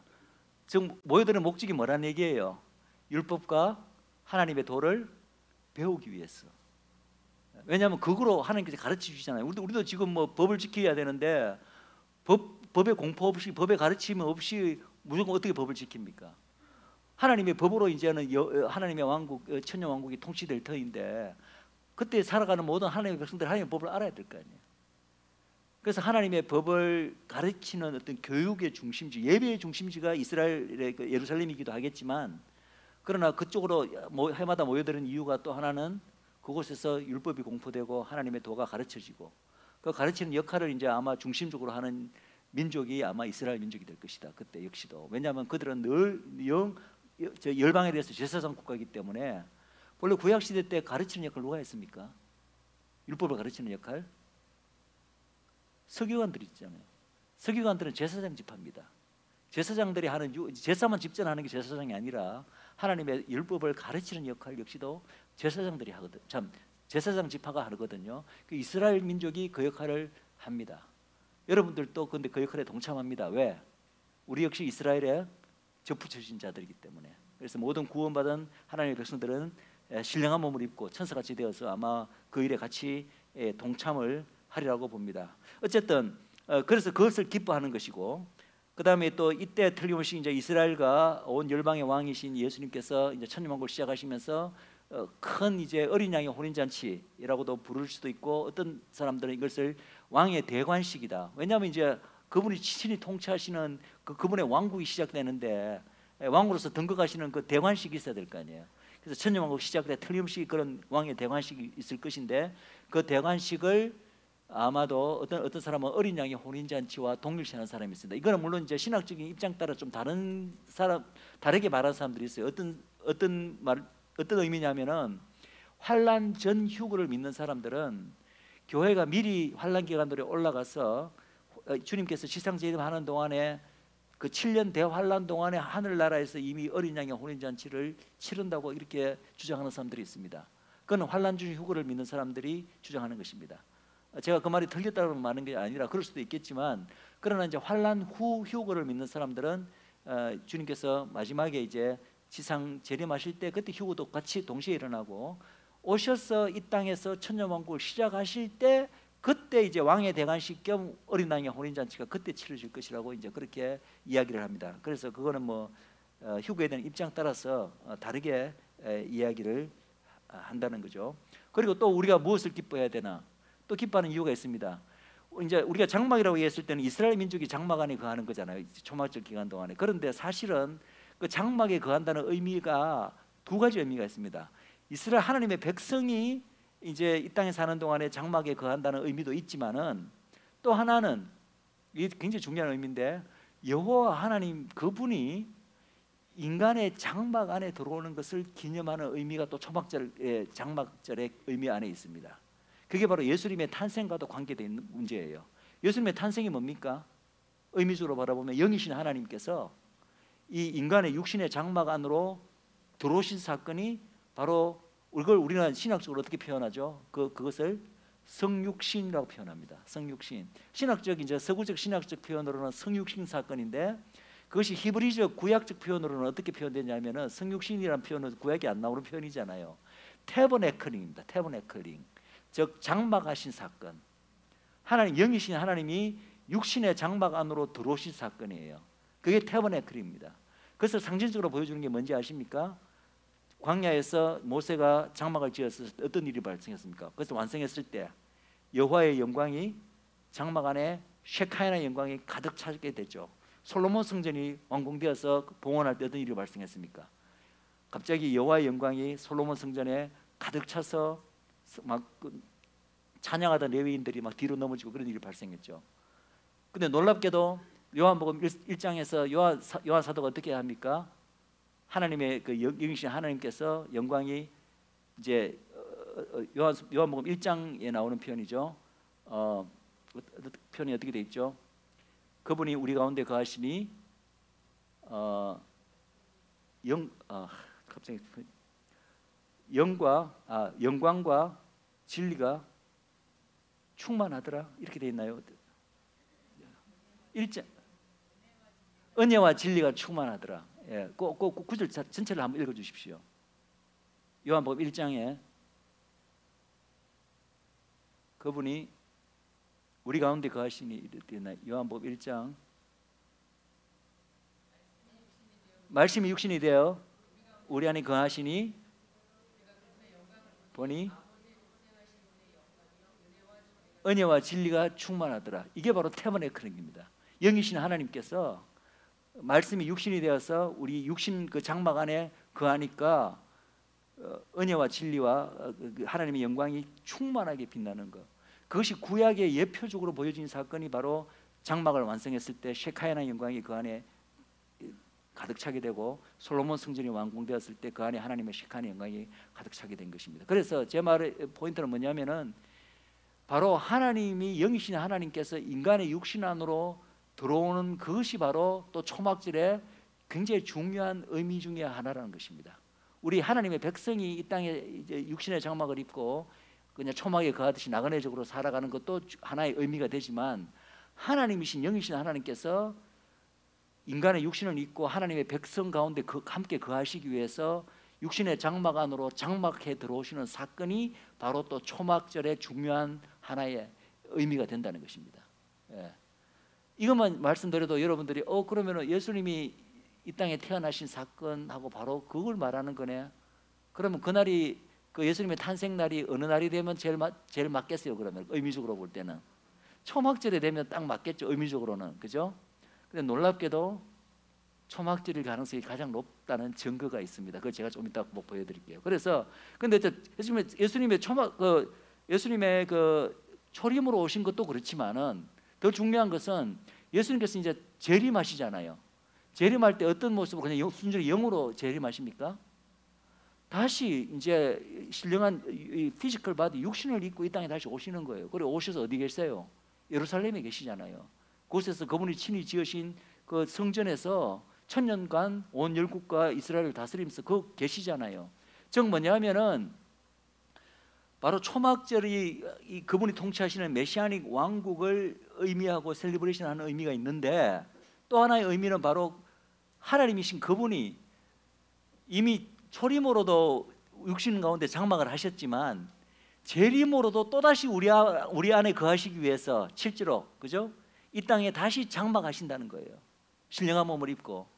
그래서 모든 구원받은 하나님의 백성들 사이에 그 안에 다시 거하시면서 그때는 이제 잠시만 거하셨죠. 30년간 거하셨지만 지금은 다시 오셔서는 천년 왕국 플러스 그 이후까지 영원히 이제는 하나님의 백성들과 영원히 함께 거하시기 위해서 다시 한번 장막하신다. 그것을 의미하는 것이 또 초막절의 의미가 있다는 것입니다. 그렇기 때문에 우리는 더욱더 기뻐해야죠. 지금은 예수님은 우리가 믿고 있지만 예수님은 영으로 하늘에 계시기 때문에 그냥 성령님을 통해서 우리가 그분을 느끼고 그분의 사랑을 느끼고 다 하지만은 사실 조금 아쉽잖아요. 우리가 원하는 것은 뭡니까? 주님과 페이스 투 페이스 실제로 마주보고 싶고 그분의 저 육신을 다시 입고 이 땅에 오신 그분과 손도 잡아보고 싶고 그분하고 포옹도 해보고 싶고 또 같이 식사도 한번 하고 싶고 그분하고 또 손잡고 이렇게 강강술래도 한번 하고 싶고 댄스도 한번 하고 싶고 그렇지 않나요 여러분들? 순수한 영으로 계시면 그렇게 할 수 있나요? 안 되지. 그래서 우리도 육신을 입는 거잖아요. 우리도 그냥 순수한 영으로 영원히 사는 게 아니잖아요. 신령한 피지컬 바디, 여전히 피지컬 바디입니다. 육신을 입는 거예요. 지금의 육신과 좀 종류가 달라질 뿐이지. 육신을 입고 주님께서도 다시 육신을 입고 이 땅에 오시는 거예요. 그 신령한 몸을 입고 영으로서만 영원히 영적인 천국에서 우리가 사는 게 아니라는 걸 여러분들 분명 아셔야 됩니다. 그래서 우리 가운데 실제로 거하시면서 함께 식사도 하고 춤도 추고 서로 만지기도 하고 그런 놀라운 그것이 이제 시작되는 게 바로 영광스러운 천년왕국의 시작이라는 거예요. 그것을 셀리브레이션하는 것이 바로 초막절입니다. 뿐만 아닙니다. 아까 초막절의 의미가 모든 그 피로를 다 채워주시는 하나님의 놀라우신 그 풍요가 임할 것이다. 그것이 또 천년왕국이 있을 것이기 때문에 그렇기 때문에 우리가 또 기뻐해야 되고 또 하나님의 법에 대해서 지금은 하나님의 법을 따른다고는 하지만 너무나 이 죄된 인간들이 이 인간의 법에 의해서 통치하다 보니까 얼마나 많은 부정이 있고 타락이 있고 부패가 있습니까? 그죠? 그러나 그때는 주님께서 친히 하나님의 법으로서 또 철장으로 다스리신다 그러잖아요. 예, 그때는 뭐 하나님 앞에서 죄를 지었는데 그것이 숨겨진다거나 뒤에서 몰래 부패를 한다거나 이게 하나님 눈에 벗어나서 처벌받지 않고 이런 일이 있을 수 있을까요? 없습니다. 하나님의 법으로서 친히 통치를 하시기 때문에 어떠한 부패나 부정도 있을 수가 없고, 예, 예. 그리고 모든 하나님의 풍요한 어떤 보호하심, 공급하심. 바로 이러한 모든 이유들 때문에 이제 제가 지금 이렇게 이걸 나열한 이유가 뭡니까? 여기는 지금 계속 넘어가네요. 잠깐만요. 제가 그걸 미리 지금 제가 넘겼는데 저 아래서 넘기셨구나. 예, 좋습니다. 저걸 예, 괜찮습니다. 예. 잠깐만요. 제가 다시 앞으로 좀 돌릴게요. 예, 빨리 그냥 진행하라고 미리 이렇게 슬라이드를 미리 넘기신 것 같은데 좋습니다. 예, 예, 예. 그러니까 제가 지금 이제 총론을 지금 설명드렸는데 그 다음에 이제 각론이 다 등장하는데 그것을 미리 다 보여주셨는데 어쨌든 이러한 이유들 우리가 기뻐의 포인트는 뭐냐면은 우리가 기뻐해야 될 이유들이 한두 가지가 아니라는 거예요. 이 하나하나를 제가 따로따로 지금 제가 말씀드렸는데 이런 모든 이유들로 인해서 우리가 그렇기 때문에 하나님께서 only rejoice 무조건 기뻐하기만 해라라고 한 이유가 바로 여기에 있다는 것입니다. 그래서 빨리 넘어가겠습니다. 다 이미 설명했기 때문에 하나님의 최종 구원의 완성이다. 그래서 시편에 이제 시편 말씀에 보면은 이날에 우리가 즐거워하고 기뻐하리로다. 이날은 여호와의 정하신 것이라. 이날에 우리가 즐거워하고 기뻐하리로다. 여러분들 이런 구절을 이제 앞으로 읽으실 때 여기 초막절이라는 말이 없잖아요. 근데 이제는 초막절에 대한 것을 여러분들 알고 이런 구절을 읽으시면 이게 바로 초막절 이야기하는 거구나 하고 머릿속에 떠올리셔야 돼요. 사실은 이게 이날은 여호와께서 정하신 것이다. 이날 우리가 즐거워하고 기뻐하리로다. 그날에 말하기를 그 밑에 볼 거예요. 이사야서 25장 9절 그날에 말하기를 이는 우리 하나님이시라 우리가 그를 기다리시니 그가 우리를 구원하시리로다. 이는 여호와가 우리가 그를 기다리시니 우리는 그의 구원을 기뻐하며 즐거워하리로다 할 것이다. 왜냐하면 하나님의 구원 사역이 완전히 끝나버렸잖아요. 지금은 이미 완성되었잖아요. 그러니까 이제 기뻐하고 즐거워한다. 이것도 역시 초막절이죠. 의인의 장막에 또 장막이라는 표현이 등장합니다. 더욱더 의미심장하죠. 의인의 장막에 기쁜 소리, 구원의 소리가 있으며 뭐에 관한 거죠? 초막절에 관한 구절이다. 땅이여 두려워하지 말고 기뻐하며 즐거워할지다. 여호와께서 큰 일을 행하셨습니다. 그 큰 일은 무슨 일일까요? 한마디로 하나님의 인류 구원사가 다 끝났다는 얘기예요. 예, 구속사가 다 끝났기 때문에 이제는 크게 기뻐하고 즐거워한 일만 남아있다. 초막절은 또 하나님의 모든 구속받은 백성들이 크게 모이는 그 절기이다. 그래서 Feast of Ingathering이라고 불리고 Feast of Nations, Feast of Nations는 열방의 절기, 열방의 날들 이렇게 했는데 열방은 결국 이방인들이잖아요. 이방인들도 함께 모여들고 함께 즐거워하는 절기라는 것입니다. 대성회다 뭐 이렇게 하는데 객과 고아와 과부가 함께 즐거워하라 이미 했고요. 이것도 이제 제가 아까 말씀드린 스가랴서 14장의 말씀입니다. 예루살렘을 치러 왔던 이방 나라들 중에 남은 자가 해마다 올라와서 그 왕 여호와께 경배하며 초막절을 지킬 것이라. 그러니까 초막절을 지키러 올라와서는 경배하는 목적이 첫 번째 목적이고 예루살렘에 계신 그분께, 그리고 또 하나는 여기 표현돼 안 돼 있지만 그러나 이 가운데 이제 여호와의 율법을 여호와의 도를 배우기 위해서 해마다 또 올라오는 목적이 있을 것이라는 것입니다. 올라오지 않는 나라들에서는 비를 내리지 않는 저주를 내릴 것이다. 그리고 이제 만방이 여기도 보면 말일에 이사야서 2장 2절이죠. 말일에 여호와의 전에 산이 모든 산 꼭대기에 굳게 설 것이요 모든 작은 산 위에 뛰어나리니 만방이 그리로 모여들 것이라. 어디로? 여호와의 전 어디에 있죠? 예루살렘입니다. 예루살렘으로 만방이 모이게 된다. 이건 역시도 마지막에 초막절 때 이루어지는 초막절의 주요 테마입니다. 그 다음에 이제 다시 오시는 왕을 이제 왕이 이제 오시고 그 왕을 환영하는 대관식 역시도 바로 초막절의 그 팀 중에 하나라고 말씀했는데 그 시편 118편에 보면은 우리가 여러분들 잘 알다시피 찬송하리로다 여호와 이름으로 오시는 이여 호산나 호산나.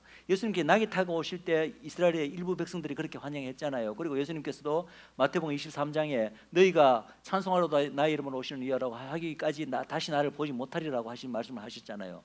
그런데 사실은요, 호산나 호산나도 그러고, 그리고 그 다음에 찬송하리로다 주의 이름으로 오시는 이여라는 것도 사실은 다 어디에 관련된 어떤 주제냐 하면은 초막절에 관련된 주제예요.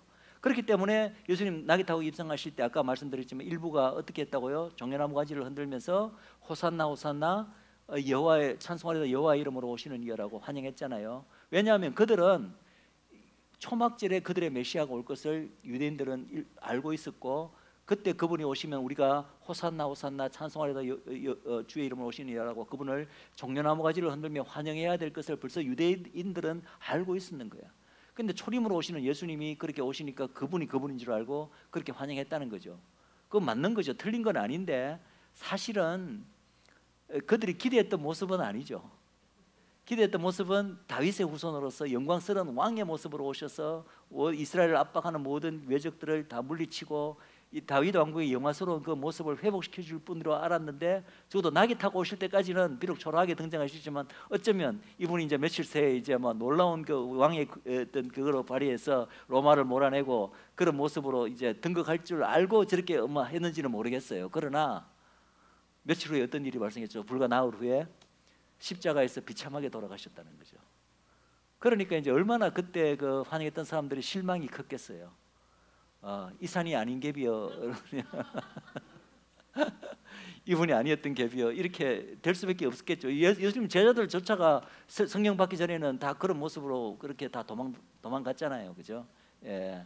근데 사실은 이제 장차 오실 영광의 왕으로 이제 왕으로서 정말 다윗의 후손으로 오실 그 모습을 사실은 이제 미리 땡겨서 예행 연습을 한 거죠. 어떤 의미에서는 이 사람들이 그걸 뭐 잘못 기대를 가지고 있었던 간에 어떻든 간에 주님께서는 다시 그 모습으로 실제로 오실 것이기 때문에, 왕의 모습으로 다시 오실 것이기 때문에 초림 때 오시는 낙이 타고 오시는 그분이 비록 십자가에 죽기 위해서 그를 입성하신 거지만 그 당시 그 사람들은 뭘 모르고 이분이 정말 우리나라를 그렇게 구원해 주실 왕으로 알고 이제 그렇게 이제 했는데 그것이 완전히 틀린 것은 아니었다. 왜냐하면 그렇게 다시 오실 것이기 때문에 미리 땡겨서 맛보기로 예행 연습을 한 것이 있다는 것입니다. 그래서 이미 이 초림되지만 초막절이 그렇게 나타났다는 것을 여러분들이 아시면 되겠습니다. 그리고 또 하나 이제 어린 양의 혼인 잔치, 이거는 이제 계시록에 보시면 이렇게 되어 있습니다. 우리가 즐거워하고 크게 기뻐한다. 앞으로 이제 성경에 뭐 크게 기뻐하라, 즐거워하라는 표현이 딱 등장하면은 마치 초막절을 나타내는 무슨 시그널 아이콘처럼 생각하고 일단은 한번 그 구절을 한번 읽어보세요. 그러면은 이게 이 주제가 맞아 떨어지는 것을 많이 여러분들이 발견할 수 있을 것입니다. 우리가 즐거워하고 크게 기뻐하며 그의 영광을 돌리세 어린 양의 혼인 계약이 이르고, 어린 양의 혼인 계약도 바로 초막절의 팀과 일치한다고 되어 있죠. 그가 그의 아내가 자신을 준비하였다 이렇게 되어 있고, 그리고 보세요.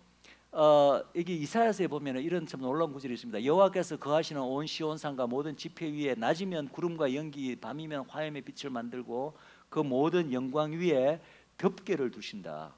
마치 구름, 연기, 뭐 화염, 이것은 시내산 위에 하나님께서 임하실 때의 모습을 연상시킵니다.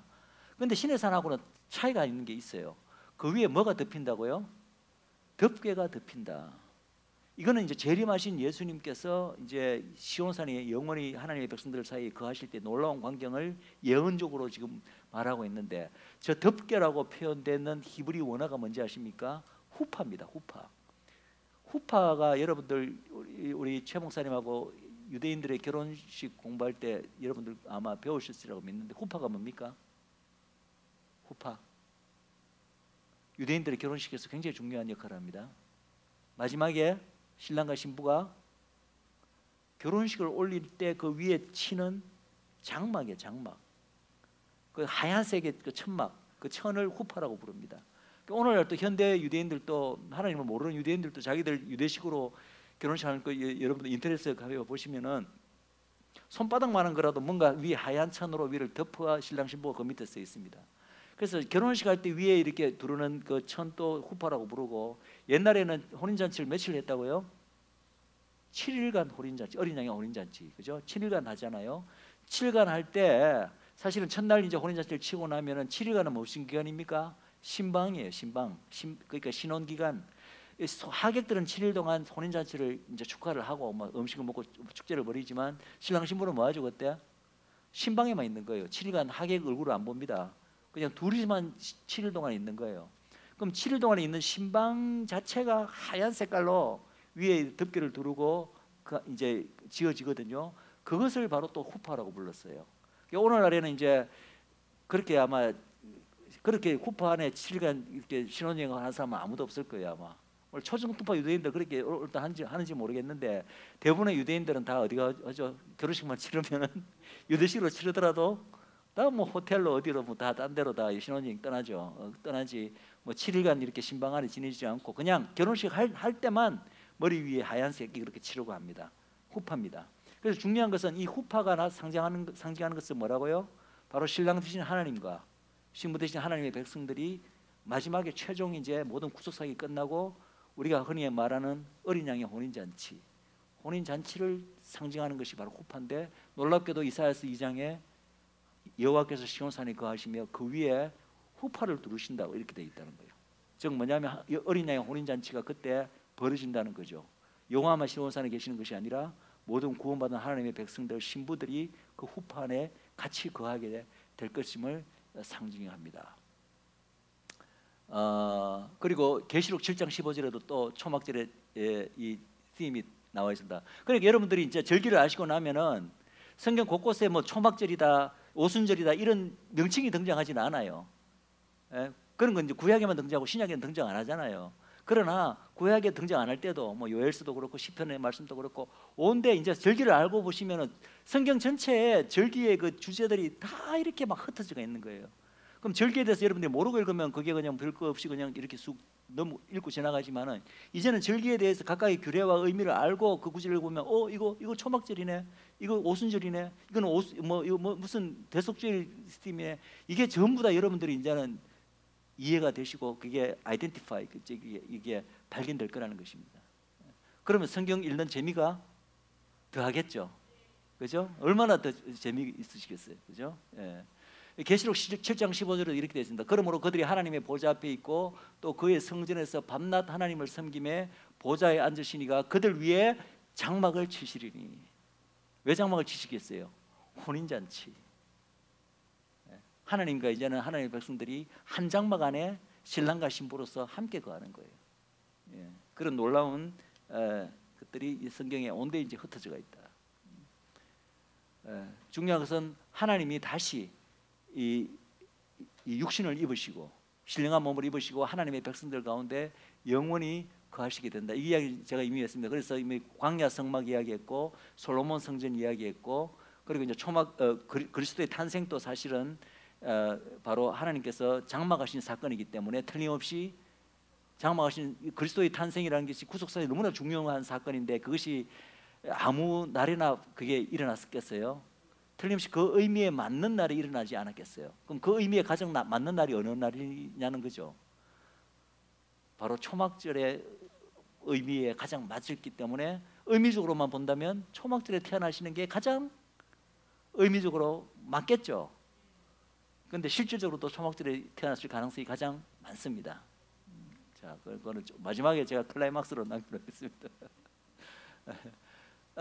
그래서 천년왕국 동안에 이제 하나님의 장막이 다시 이제 우리 안에 거하시면서 우리 안에 하나님의 백성들 가운데 영원히 거하신다는 얘기가 에스겔서도 있고 에스겔서 보세요. 굵은 글씨만 보십시오. 내 처소가 그들 가운데 있을 것이다. 그리고 내 성소가 영원토록 그들 가운데 있을 것이다. 즉 하나님의 장막이 이제는 하나님의 백성들 사이에 앞으로 영원히 거하실 것이다. 초막절입니다. 그리고 요건 아까 이미 제가 이제 일부분을 했지만은 그 위에 덮개를 두시고 초막이 있어서 아까는 덮개를 두시며까지만 읽었습니다. 이사야서 4장 앞부분에. 그런데 뒷부분에 보면 또 초막이 있어서 낮에는 더위를 피하는 그늘을 지으며 또 풍우를 피하는 숨는 곳이 되리라라는 표현이 있습니다. 저기도 초막이 등장합니다. 마지막에 초막절의 팀입니다.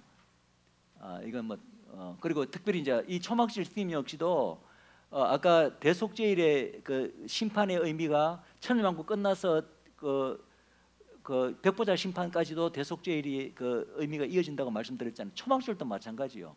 초막절도 보면은 여기 계시록 21장이 어떤 얘기, 21장이 뭐에 관한 거냐 하면은 천년왕국이 끝나고 난 다음에 새 하늘 새 땅, 새 예루살렘 성이 있는 그때에 대한 얘기가 계시록 21장이잖아요.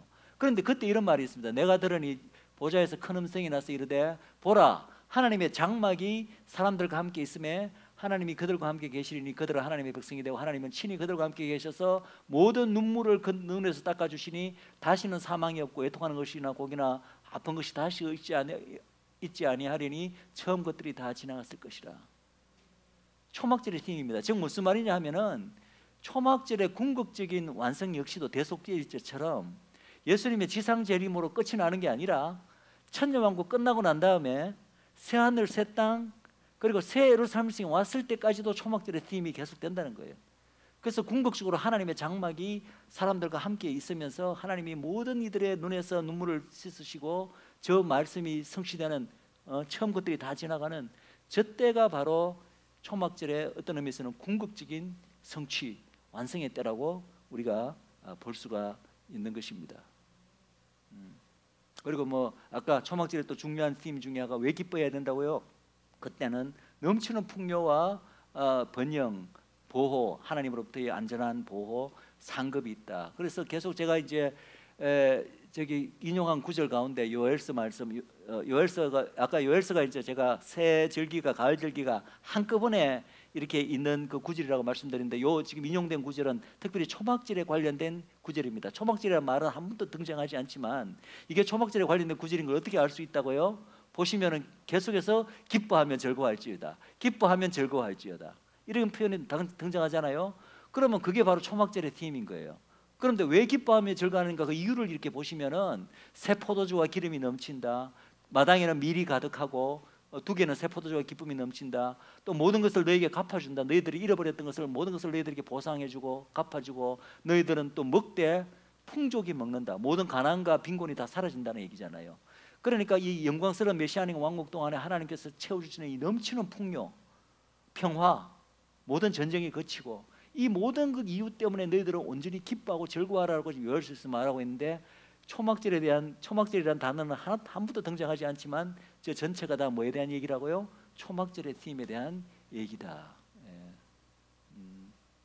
이때는 뭐 그 밑에 또 다른 요엘서 구절에 보면 그날에는 산들이 단 포도주를 떨어뜨릴 것이며 작은 산들이 젖을 흘릴 것이다. 실제로 뭐 그때 천년왕국 동안에서 산들에서 막 단 포도주가 나오고 산들이 막 젖을 뭐 하얀색 젖을 흘린다 이렇게는 보고 있지 않지만 그만큼 이런 이제 시적인 표현이잖아요, 그죠? 문학적인 표현인데 천년왕국 동안에는 놀랄만한 인류 역사상 유례 없는 풍요와 번영이 온 땅을 덮을 것이라는 거죠.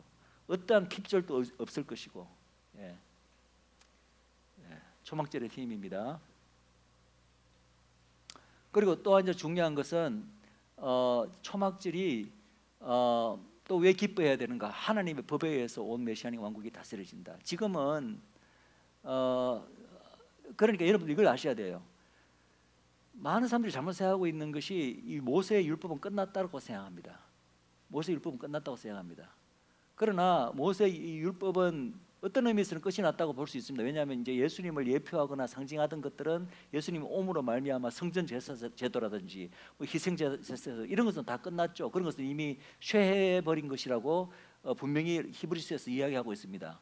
그러나 모세 율법이 비록 그 당시 이제 구약 시대 때 불완전한 어떤 그 하나님의 백성들, 아직 죄 문제가 해결되지 않은 이스라엘 백성과 또 불완전한 인간 사회, 그 당시 고대 사회의 상황에서 여러 가지 좀 이렇게 뭐랄까 좀 절충된 그런 측면이 없지 않아 있지만은 그러나 분명히 아셔야 되는 것은 이 여호와의 율법, 하나님 이 모세를 통해 주신 하나님의 율법은 사도 바울이 뭐라고 했습니까? 선하다고 이야기했고 거룩하다고 이야기했고 영원하다고 이야기했습니다. 그래서 예수님께서도 이 율법을 폐하러 오신 것이 아니라 어떻게 하러 오셨다고요? 완성하러 오셨다. 온전히 성취하러 오셨다고 이야기했습니다. 즉 뭐냐 하면은 이 모세 율법이 지금은 이제 교회 시대 때 이것이 마치 그리스도로 말미암아 이제는 다 지나가 버렸고 폐해진 것으로 이렇게 잘못 이해가 되는 점이 있지만은 결국 주님께서 다시 오시고 이 땅을 다스리시는 영광스러운 메시아닉 왕국이 되면은 왕국은 뭡니까? 왕이 다스리지만 왕은 뭐로 다스리죠? 왕국의 법이 있잖아요. 그 법은 물론 왕이 정하는 거지만은 왕의 법으로 다스린다고요. 그 법이 뭡니까? 하나님의 법입니다. 그 하나님의 법은 사실은 모세를 통해서 준 그 하나님의 법이 그 하나님의 법을 상당 부분 많이 반영하고 있다는 거죠. 그 당시 그 시대의 불완전한 시대에 약간은 이렇게 어댑트 이렇게 절충된 부분이 없지 않아 있지만 그러나 그때는 그 율법에 가진 모든 그 정신들, 그죠? 온전한 정신들이 완전히 되살아나서 그 법으로 영광스러운 메시아닉 왕국이 다스려질게 될 것이라는 것입니다. 그것을 이제 우리가 알 수 있는 거 어떻게 알 수 있느냐? 여기 보면은 에스라 때 보면 또 에스라네요.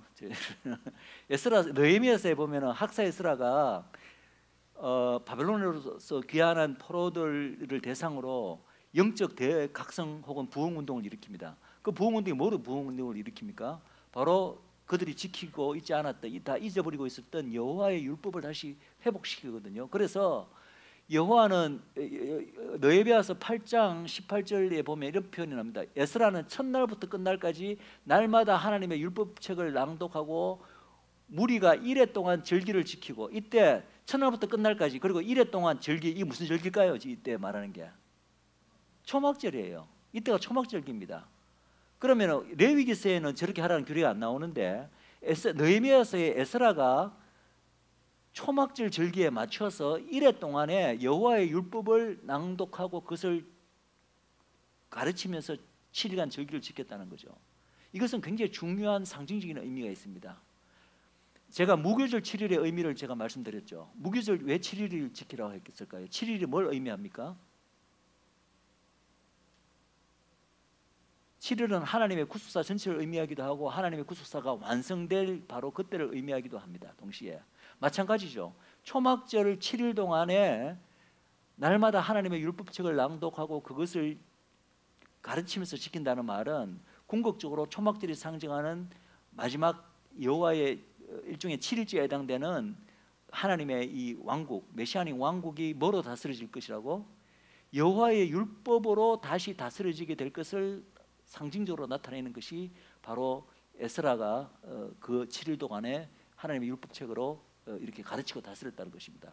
뿐만 아니라 모세 규례에도 사실은 어떤 말이 있으면 이렇게 되어 있습니다. 신명기 31장에 이런 어떤 규례가 있냐면은 모세가 그들에게 명령하여 이르기를 매 7년 끝해 곧 면전년의 초막절에 온 이스라엘이 내 하나님 여호와 왕 그가 택하신 곳에 모일 때에 이 율법을 낭독하여 온 이스라엘에게 듣게 할지니. 이게 이제 초막절 규례 안에 굉장히 중요한 규례입니다. 매해 초막절은 매해 돌아오지만은 매해 저렇게 해야 할 필요는 없는데 7년마다 면전년이 있잖아요. 7년마다 이제 이스라엘은 6년 동안 파종하고 농사하다가 7년째는 안식년이라고 불러서 7년마다 안식년을 하잖아요. 그 안식년이 있는 해의 초막절에는 어떻게 하라고요? 온 이스라엘에게 율법을 낭독해서 그 이스라엘로 듣게 하라. 이게 뭘 의미하는지 아십니까? 바로 7년째 안식년이 의미하는 것은 마치 우리가 7일째 안식일을 지키는 것과 똑같은 의미입니다. 그것이 그만큼 중요하기 때문에 년으로도 7년째마다 안식년을 만들어가 그 안식년을 지키게 하신 겁니다. 그 7년째 안식년이 뭘 의미합니까? 저는 7천년, 바로 예수님께서 다시 오셔서 다스리게 될 마지막 이 7천년째의 천년 왕국, 메시아닉 왕국을 의미한다고 합니다. 저는 그렇게 봅니다. 그래서 안식년마다 특별히 초막절에 어떻게 하라고요? 여호와의 율법을 온 이스라엘에게 가르쳐 듣게 하라. 이걸 왜 그렇게 할까요? 바로 하나님의 초막절이 상징하는 메시아닉 천년 왕국, 그때가 뭐로 다스려지게 될 것이기 때문에, 여호와의 율법으로 다시 다스려지게 될 것이기 때문에 저런 규례가 생긴 거죠. 그래서 우리가 금방 제가 아까도 말씀드렸지만 이사야서 2장 2절 4절에 우리가 너무나 잘 알죠. 마지막 날에 여호와의 산에, 여호와의 전의 산이 모든 산에 올려 높인 곳에 서게 될 것이고 만방이 그리로 모여들 것이고, 그리고 만방에 모여들어서 뭘 한다고요? 그가 그의 길을 우리에게 가르치실 것이라. 누가? 예수님, 그 예루살렘에 계시는 예수님께서 모여든 만방에게 여호와의 도를 가르친다는 거죠. 왜 가르치십니까? 왜냐하면 그의 도로, 천년왕국 동안에 그분이 그의 도로 통치하실 것이기 때문에 하나님의 법을 하나님의 백성이 알아야 될 거 아니에요. 그래서 그 가르치실 것이고, 율법이 시온에서부터 나올 것이고, 여호와의 말씀이 예루살렘에서부터 나올 것이라. 그래서 이때 중요한 것은 이제 결론적으로 말씀드리면 천년왕국은 다시 온전해진, 그죠? 율법의 모든 그 정신이 온전하게 살아있는, 그러니까 모세 율법과는 완전히 같지는 않을 거예요. 왜냐하면 아까도 말씀드렸지만 모세 율법은 어떻다고요? 그 당시 불완전한 이스라엘 백성에게 주어졌고, 불완전한 시대, 그 당시 어떤 그런 악한 어떤 시대에 어느 정도 좀 이렇게 변형되게 이렇게 좀 이렇게 절충되어서 이렇게 주어진 많은 율법들이 있잖아요. 그러나 그걸 그대로 천년왕국 때 그대로 적용시킬 수는 없겠죠. 마치 지금 시대도 안 맞는데 하물며 천년왕국 시대 그대로 맡겨야 하겠습니까? 그러나 천년왕국 때는 그 율법의 모든 조문들이 갖고 있는 원래의 그 율법의 정신, 참 정신, 하나님 사랑, 이웃 사랑이 그대로 반영된 원래의 그 정신대로 그 모세에게 주신 그 모든 율법이 회복되어서 그것이 천년왕국 동안에 온 천하 만민을 다스리는 하나님의 법이 되어서 그 법대로 천하 만민을 하나님께서 다스리게 될 것이라는 것입니다. 그것을 벌써 초막절 이 규례에 그것이 나타나 있다는 거죠. 초막절 7년째마다 여호와의 율법을 다 이렇게 하라.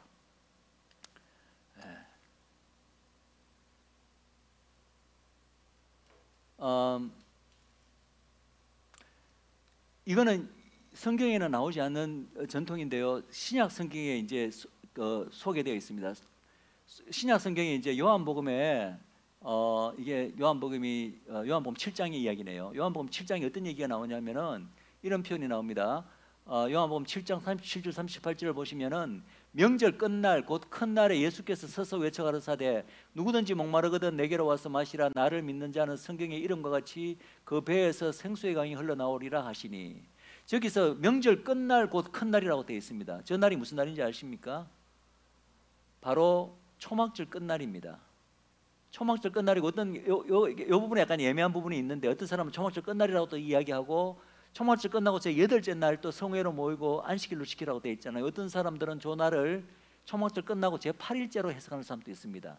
그 부분은 약간 불확실한 부분이 있습니다. 그런데 중요한 것은 저 날에 어떤 유대인들, 이제 여기 성경에는 나오지 않지만 유대인들의 어떤 그 규례가 있었냐 하면은 물의 예식이라는 것을 합니다. 물의 예식이 뭐냐면은 이 날에 그 제사장의 실로암 연못 있잖아요. 실로암 연못에서 물을 기르다가 성전의 제단에 붓는 이 의식이 물의 의식이라고 불리면서 벌써 수백 년간 유대인들이 지키고 있었다는 거죠. 그런데 예수님께서 바로 그 해의 초막절 날, 바로 마지막 날, 그게 제 7일인지 제 8일인지는 조금 불확실한데, 그날 가서 뭐라고 외쳤냐 하면은 나에게로 다 나오라. 누구든지 목마른 자는 다 나에게로 오라. 그러면서 나를 믿는 자는 배에서 생수의 강이 흘러나오리라. 즉 무슨 말이냐면은 유대인들이 지키고 있던 그 물을 길었다가 생수를 이제 그 제단에다 붓는 의식의 참 의미를 예수님께서 지금 설명하고 계신 거예요. 그들은 그 의미도 모르고 지금 수백 년간 그냥 해마다 그냥 관습적으로 물을 길어서 붓는 의식을 하고 있는 거예요. 그러나 예수님께서 그 의식이 의미가 있다. 사실은 그 의미가 나와 연관되는 의미가 있다. 누구든지 나를 믿는 자들은 정말 생수의 강이 터질 것이다. 그것을 상징하는 것이 바로 너희들이 지금 지키고 있는 이 물의 의식이라는 것을 가르쳐주기 위해서 해필 그 의식이 있는 날을 맞춰서 저 말씀을 하시는 거라는 거죠. 그러니까 이것이 바로 또 신약 성경에 초막절의 말은 없지만은 그 초막절날 관련된 말씀이라는 거죠. 이제 그 시편 말씀에도 너희가 기쁨으로 구원의 우물들에서 물을 기르리라 이런 표현이 나오는데, 그래서 구원이라는 말 자체가 히브리 말로 예슈아입니다. 예슈아의 우물들에서 물을 기르리로다. 그것이 바로 이제 요한복음의 물의 의식으로 나타나 있다는 거죠. 그리고 또 초막절에 또 하나 중요한 또 전통이 있는데, 바로 유대인 제사장들이 성전 안에 그 큰 그 마치 무슨 기둥을 세우고 그 기둥에다가 이제 등대죠. 굉장히 큰 등대를 세우고 네 등불을 점등을 합니다. 등불을 점등할 때 이제 쓰는 게 이제 제사장들이 입었던 그 옷을 갖다 벗어갖고 낡은 옷을 네 조각으로 찢어서 그 등을 밝히는 심지로 사용을 하고, 그래서 그 빛이 워낙 강했기 때문에 탈무드의 기록에 의하면은 그 빛을 밝히면 예루살렘 저 밖에서도 그 성전이 보일 정도로 그만큼 밝게 빛났다고 합니다. 그래서 동서나방 온 사방을 비치도록 하는데, 그것을 이제 성경에 나오는 규례는 아닙니다. 초막절 규례는 아닌데 맹초막절 날 하던 규례, 그 어떤 일종의 전통인데, 근데 이것이 이 전통에 맞추어서 예수님께서 또 요한복음 8장에 어떻게 말씀하시냐면은, 바로 아까 성전에서 그 물의 의식을 할 때 내가 바로 나를 믿는 자는 배에서 생수의 강이 나오리라 하고 바로 그 다음 같은 날인지 아니면 그 다음 날인지 이렇게 말씀하십니다. 바로 가늠한 여인 사건 직후에 이제 하신 말씀인데, 바로 8장 12절에 예수께서 또 말씀하여 이르시되 나는 세상의 빛이니 나를 따르는 자는 어둠에 다니지 않고 생명의 빛을 얻으리라. 즉 뭐냐면 유대인들이 의미를 모르잖아요. 뭐 왜 초막절 날 이렇게 등대를 세우고 제사장의 옷으로 심지를 불을 밝혀갖고 빛을 해갖고 멀리 이렇게 하는지. 근데 예수님께서 또 그날 그 행사를 하는 날 딱 맞춰서 이 말씀을 하신 거예요. 내가 바로 빛으로서 이 땅에 오신 생명의 빛으로 내가 이 땅에 왔다. 지금 무슨 말씀하시는 거예요? 너희들이 지금 하고 있는 그 이 빛의 이 점등하고 이 불을 밝히는 이 행사의 의미가 뭔지를 아느냐? 그게 바로 나를 나타내는 것이다. 바로 생명의 빛으로 온 나를 나타내는 것이다라고 그것도 그 행사하는 그 절기에 딱 맞춰서 예수님께서 이 말씀을 하고 계시는 거예요. 그래서 이 요한복음에 바로 초막절과 관련된 물의 의식, 그리고 이 내 점등을 하는 요 의식을 통해서 예수님께서 또 초막절의 의미를 설명하고 계십니다. 여기서 우리는 뭘 하나를 보면 알 수 있냐면요, 재밌는 게 이 물의 의식도 그렇고 이 등대에 내등불을 켜는 의식도 그렇고, 이거는 성경의 모세 때 초막절에 관해서 주어진 규례가 아니에요. 성경에 이렇게 하라는 규례가 없거든요. 그런데 언제부터인가 유대인들은 언제 시작됐는지는 모르지만 벌써 이미 예수님 당시에 이 규례를 수백 년째 지금 지키고 있었다는 거죠. 그런데 이 규례에 맞춰서 예수님께서 내가 바로 생수의 근원이다, 내가 바로 너희들이 하고 있는 이 행사에 내가 바로 빛이다라고 선포하고 계시는 거잖아요. 즉 이것의 의미를 한번 생각해 보십시오. 이게 만약에 하나님과 아무 관계없는 인간들이 만들어낸 물의 의식이고 빛의 의식이라면 일까요 과연? 예수님께서 인간들이 자기들 의미도 없는 일을 자기들이 만들어낸 일을 하고 있는데 예수님께서 그거 맞춰서 내가 세상의 빛이다, 내가 바로 생수의 근원이다 이렇게 말씀하시는 걸까요? 그게 아니잖아요. 이걸 보면 뭘 알 수가 있냐면은, 비록 성경의 규례에는 나와 있지 않지만 뭔가 유대인들이 언제 시작했는지는 모르지만 이 물의 의식과 이 빛을 밝히는 규례를 어디에선가 뭔가 들어서 혹은 알아서 이것을 자기들도 의미를 모르고 해왔지만 지키고 있었는데, 주님께서 오셔서 그 절기에 맞춰서 그것의 참 의미를 지금 내가 바로 세상의 빛이고 내가 생수의 근원이라 밝히고 계시잖아요. 그것의 함축하는 의미는 뭡니까? 뭔가 유대인들에게 성경만을 통해서 어떤 하나님의 계시가 부어지는 게 아니라 물의 의식을 시작하게 된 것도, 저 등대에 점등에서 불을 밝히는 것도 뭔가 하나님으로부터 뭔가 주어진 어떤 계시에 의해서 그것이 언젠가 시작됐을 거라는 거죠. 그것을 우리가 추측할 수가 있잖아요. 인간이 만들어낸 의식이 아니라 하나님으로부터 온 것이고, 그것에 맞춰서 하나님 예수님께서 바로 내가 너희들이 하는 의식의 의미가 바로 이거다. 왜냐하면 하나님부터 왔기 때문에 예수님께서 그 의미를 말씀하실 수가 있는 거죠. 인간이 뭐 의미 없이 만들어낸 의식에 예수님께서 억지로 그 의미를 만들어내신 게 아니잖아요. 그래서 이런 것만 보더라도 우리가 함부로 이들이 지키고 있는 것은 성경에서 말하고 있는 규례하고는 없는 규례를 만들어 지키고 있네, 그러면 무의미한 것이 아닌가라고 함부로 우리가 판단해서는 안 된다는 말씀을 제가 드리고 싶은 거예요. 그 예를 우리가 어디서 볼 수 있었죠? 유월절에서도 봤잖아요. 유월절에도 예를 들어서 뭐 아침 9시에 제단에 내신을 램의 그 뿔을 좀 희생양을 아침 9시에 제단에 메고 오후 3시에 그 양을 잡아라, 이런 규례가 성경에 있나요? 없었잖아요. 그렇지만 언제부턴가 그들은 그렇게 해왔거든요. 그런데 그것에 맞춰서 예수님께서 어떻게 하셨어요? 9시에 십자가에 매달리셨고 오후 3시에 그 내셔널 램을 죽일 시간에 맞춰서 예수님께서 죽으셨잖아요.